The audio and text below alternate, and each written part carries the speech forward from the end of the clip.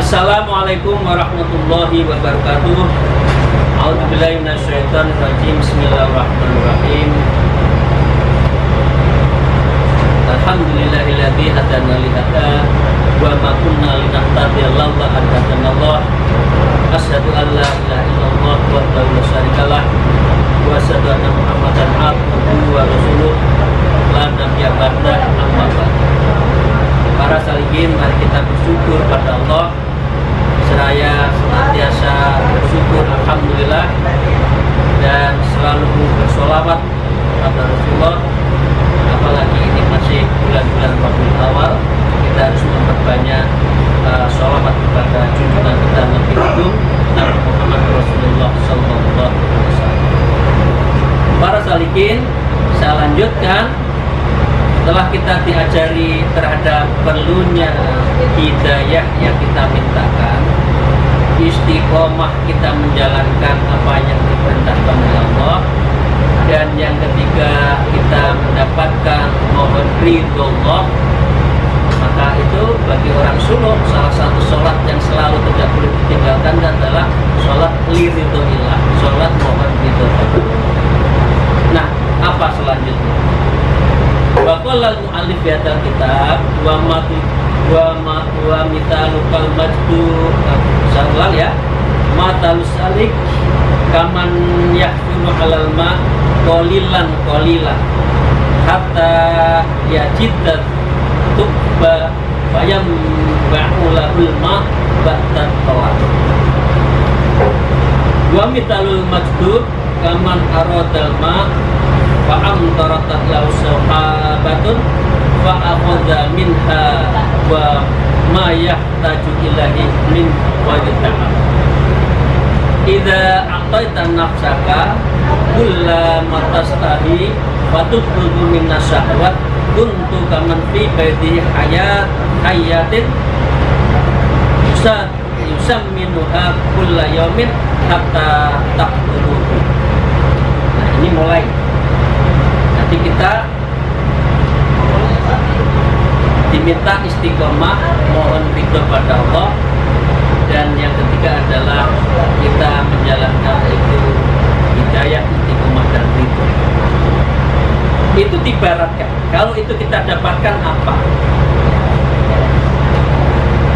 Disebutkan man badala lillahi sarfan buti saqahullah sarfil karom.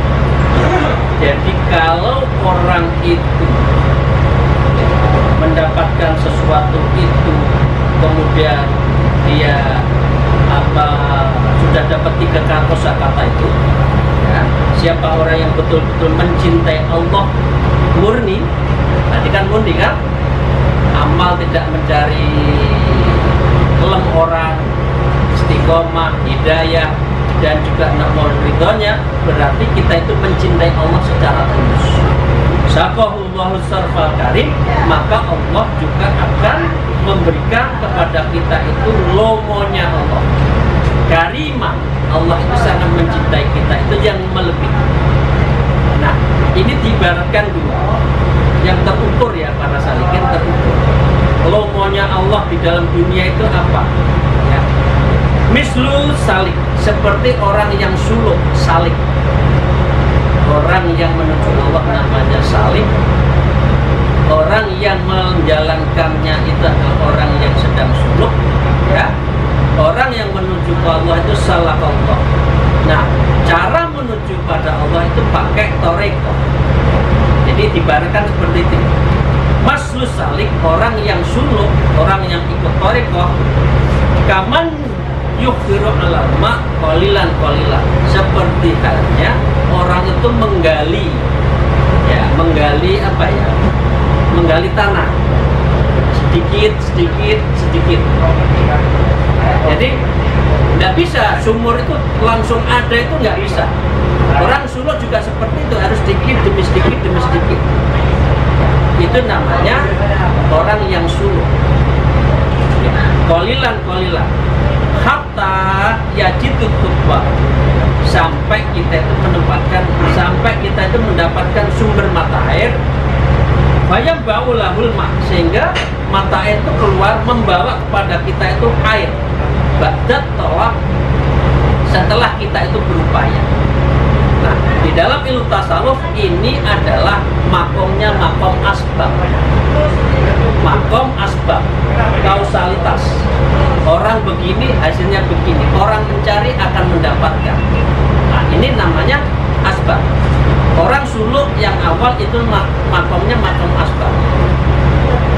Gali-gali, ketemu air, airnya itu dapat kita bawa untuk kita minum. Nah, rezeki semua seperti itu. Bagi orang awam, mencari rezeki itu ya harus nyari. Pagi bangun, ya, jangan pagi seperti aktivis masih tidur. Nanti rezekinya kepatok ayam kan? Dong, ngobrol sampai malam, pagi-pagi tidur ya nggak dapat rezeki. Jadi ini harus kita lakukan. Siang kerja, sore evaluasi, malam ya malam kita evaluasi, muhasabah, besok kerja apa lagi dan sebagainya itu nanti kita akan bisa mendapatkan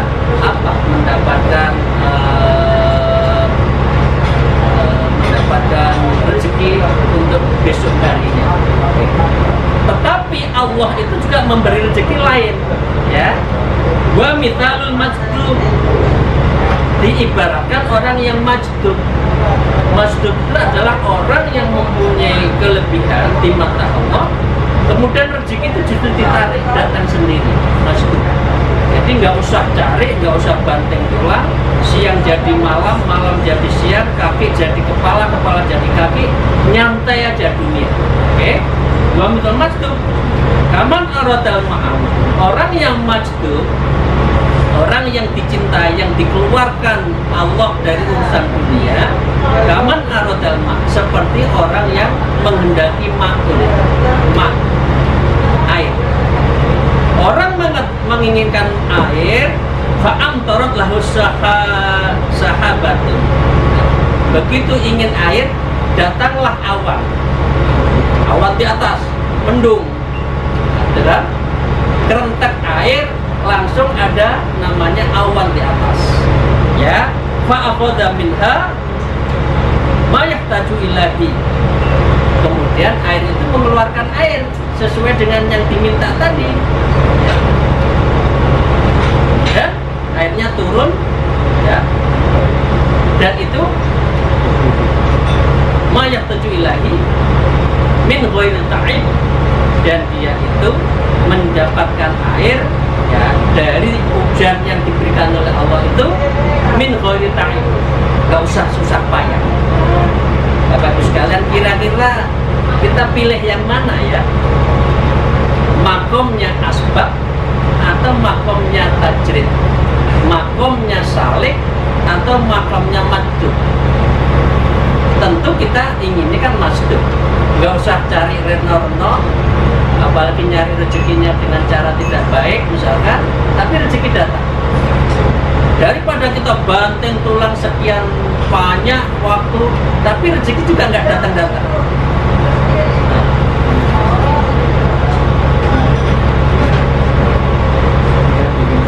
Kenapa?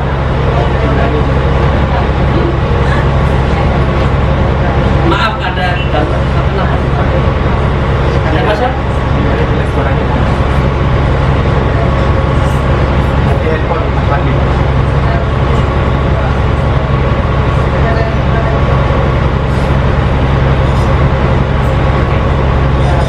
Ada sinyal salah lagi cara salikin. Tentu kita menghendaki apa? Menghendaki majdub, bukan apa? Bukan yang salik, bukan yang asbab. Nah, tentu orang yang mencari masdud itu adalah kekasih Allah. Rezeki itu datang. Coba kita lihat banyak kiai-kiai di kampung, di desa, di tengah gunung, dia nggak ada rezeki apa-apa, tapi orang datang memberi rezeki kan, salaman, bisyarah, ya Pak Kiai mohon doanya disangoni, padahal dia nggak mencari kemana-mana. Itu bagi orang yang disebut dengan majdud makomnya itu, dan ini adalah dia mendapatkan min ghairi ta'ib, tidak usah susah payah, rezeki itu adalah datang sendiri, tidak usah repot. Idza a'taita nafsaka, apabila nafsu itu diberi makanan, kullama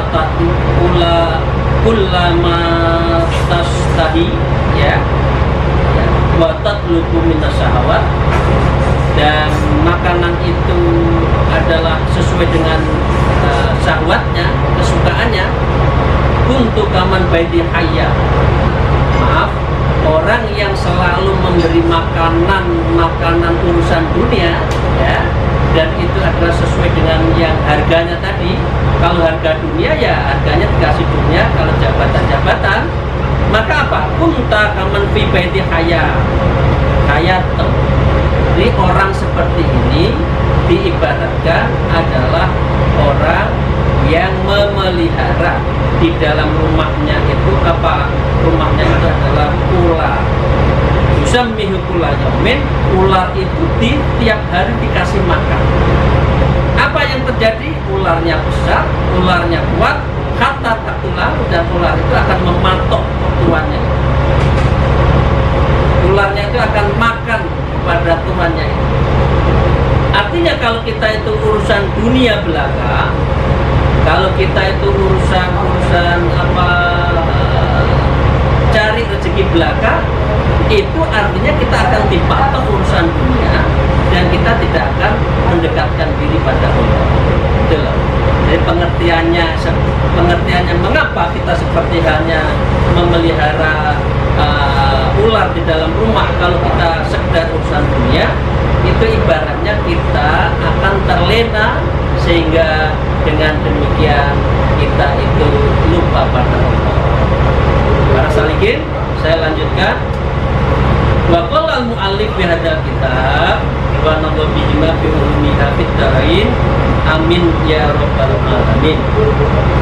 Walau ja'ala fika ruhu min ghairi nafsin la taqta wa ma'asaita, walau ja'ala fika nafsa min ghairi ruh la asta wa ma'ataqta, fakadzalika ja'ala fika qalbi wa ruha wa nafsi wal hawa, karena hilah ja'ala fiha sa'ata wal asal, fabidzalika tatawallawun, fal aslu bibirrih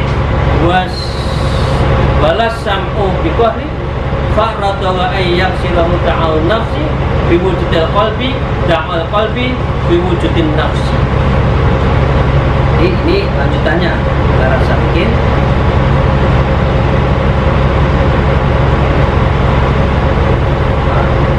Jadi kalau ja'ala fikar ruhu min ghairi nafsi, jikalau Allah itu menjadikan fika di dalam ruhmu, di dalam jiwamu itu min ghairi nafsi, nggak ada nafsu, ya. Mungkin tak manusia itu nggak ada nafsu? Nggak mungkin kan?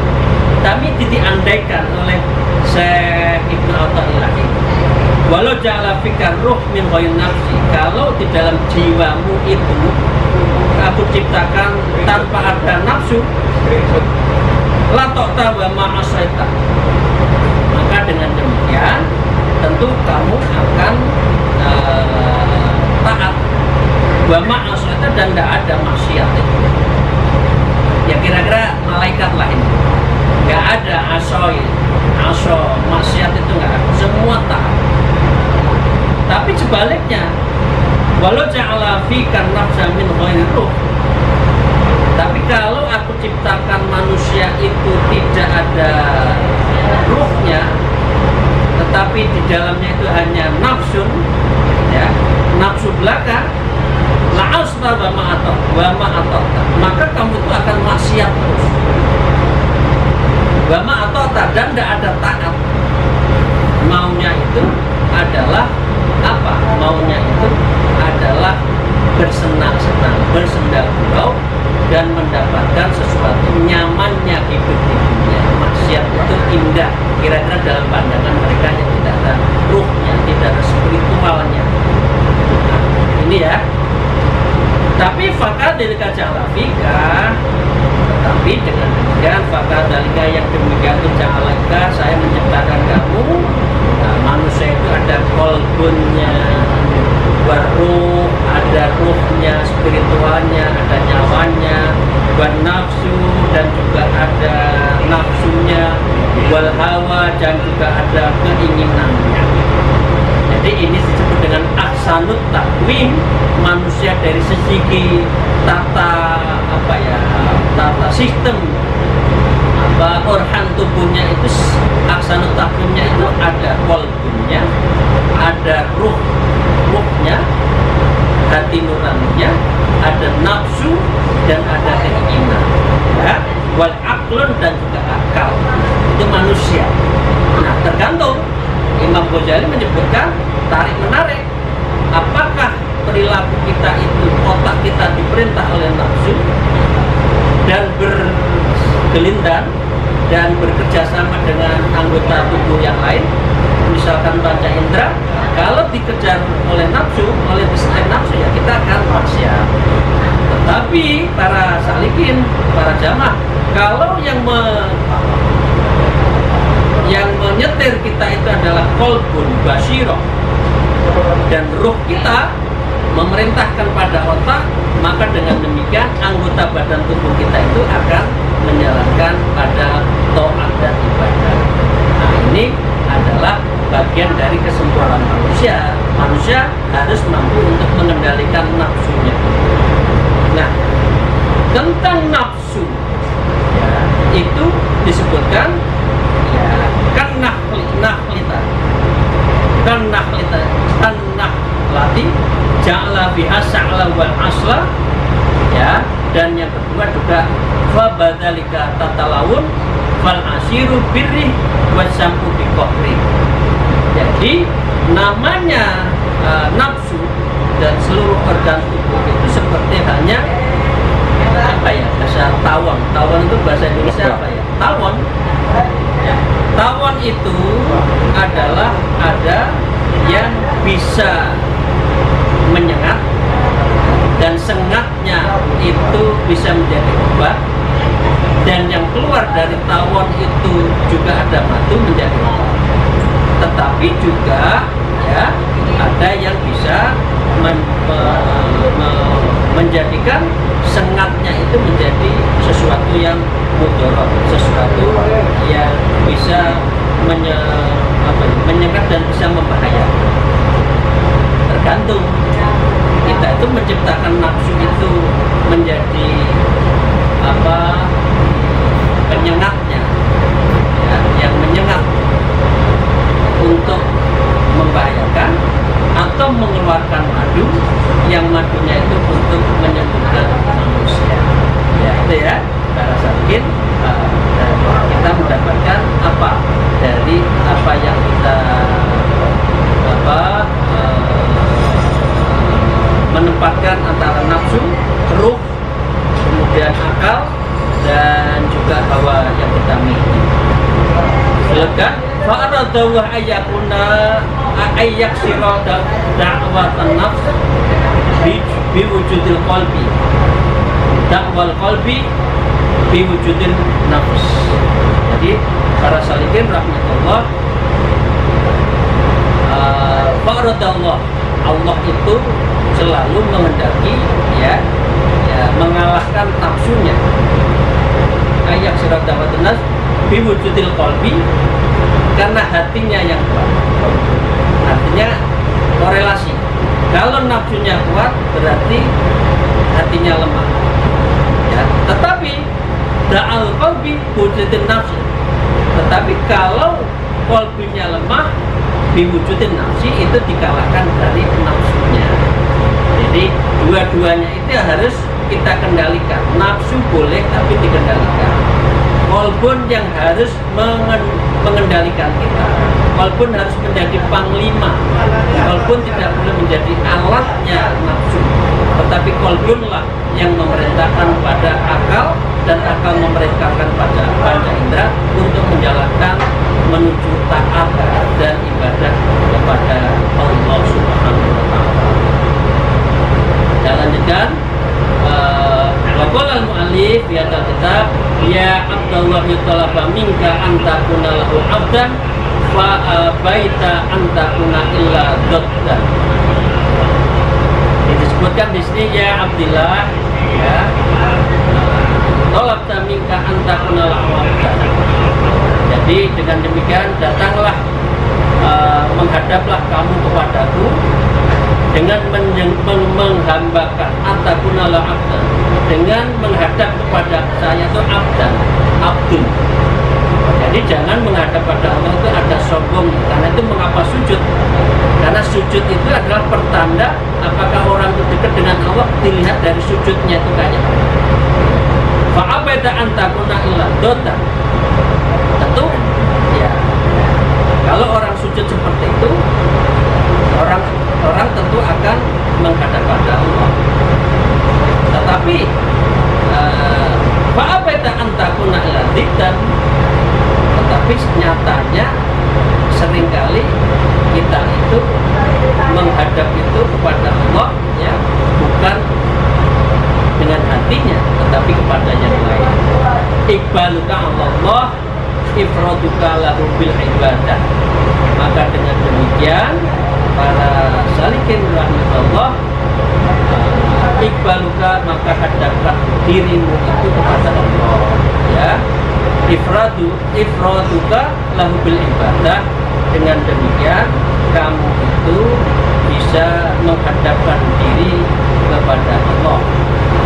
Kalau tidak menghadapkan diri pada Allah, fakaifa yardah, bagaimana Allah akan ridho kepada kita? Antabudal ghairah, kenyataannya kamu itu menyembah kepada saya, tapi juga masih bergantung pada orang lain. Nah, gitu ya, bergantung pada orang lain. Kalau adabta tablugul atok minna ma'aspanna fakaifa yardah idza abata ala man siwana. Dengan demikian, kalau sudah seperti itu, maka dengan demikian kita akan mendapatkan sesuatu yang tidak sesuai dengan apa yang dikabulkan oleh Allah, karena kita itu menyembah kepada selain Allah. Saya lanjutkan sedikit. Waqala al-mu'allif waqafatid dunya fi tariqil akhirah